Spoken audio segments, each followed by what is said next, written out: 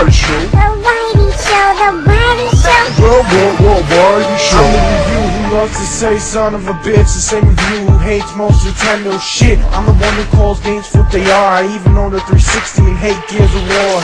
Guy who spends his money on games, fucking cars. Just a funny guy who became a YouTube star.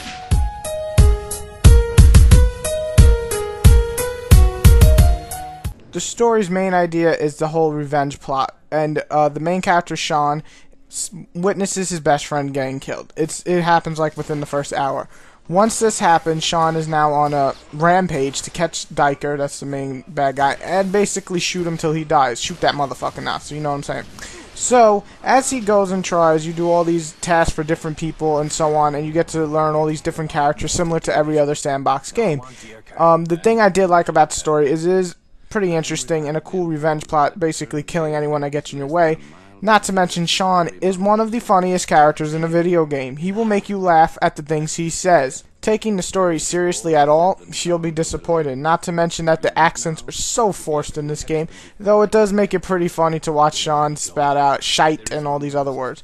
So overall, the story isn't terrible. It's actually interesting, and Sean is a funny motherfucker. But overall, I can't say it's the most amazing story, and the budget is definitely a budget. Should have died under my knife. Not like this. There's nowhere you can run.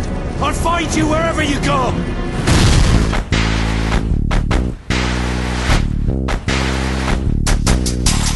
The graphics in this game are half and half. The design isn't bad at all, and the black and white features very cool Sin City-like style.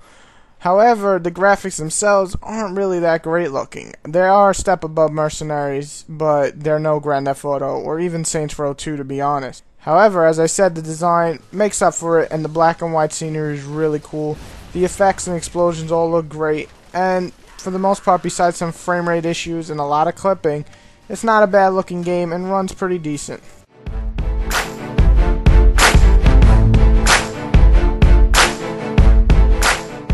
It's funny, picking up this game, you can't really describe it as one type of game. It's not exactly like Assassin's Creed, it's not exactly like Grand Theft Auto. However, it tries to mix both, though I don't think it really does either one that well. What it does do well. The shooting isn't terrible, it's actually pretty fun, and watching the guys flip over after you shoot them is funny as hell. One thing that surprised me is the cover system doesn't suck in this game. It actually works well, and you can, go in and out of cover pretty easily. And it works. I'm not saying it's Gears of War, but it works. And while the climbing isn't as smooth as Assassin's Creed, it does work here, and most times you'll make it to the top of whatever place you're climbing. Those are basically the things I do like about the game. The things I wasn't really feeling too much. The driving sucks. It feels like you're driving a tank, no matter what car you're driving in the game. The stealth is so broken. When you do what they say, as in walking slow past the guard, there are guards that actually can spot you in a bad uniform. So when you're in an area where there's 4 or 5 different types of guards, you are basically fucked no matter what you do. Walk, run, or dress up as a guard. They will see you. So the stealth, in my opinion, is broken and not really fun to do. Even hitting guys in the back of the head with a gun gets boring after the 4th or 5th time you do it. It is definitely not Assassin's Creed in the stealth area. I have to say, for the most part, the missions didn't really get me going. I wasn't really enjoying them. Besides 1 or 2 missions that were actually really fun, like the blimp and the divorce mission, I would say the rest are just kind of boring and once again feel like another Grand Theft Auto following.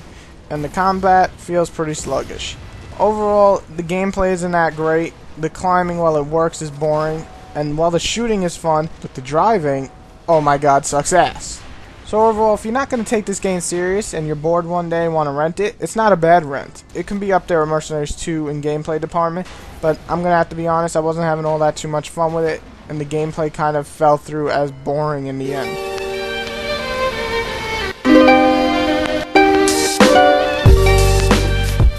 So overall, everything, with the good story, good graphics, and just kind of so-so gameplay, I have to say I didn't love this game. But I can't say it's a bad game. It's not a terrible game. It's good at what it does. But for me, it just kind of feels a little less than good, a little above average. Right in the middle of there. And, it's a good rent. And for some people, this will be a really fun game. For others, you will hate it. But for me, it's just in the middle. It does the job. I did have fun for the first few hours, but lost interest. The gameplay does offer unique, different possibilities, but in the end, it feels like it's taking from a bunch of games and not doing any of them beyond what those games already done.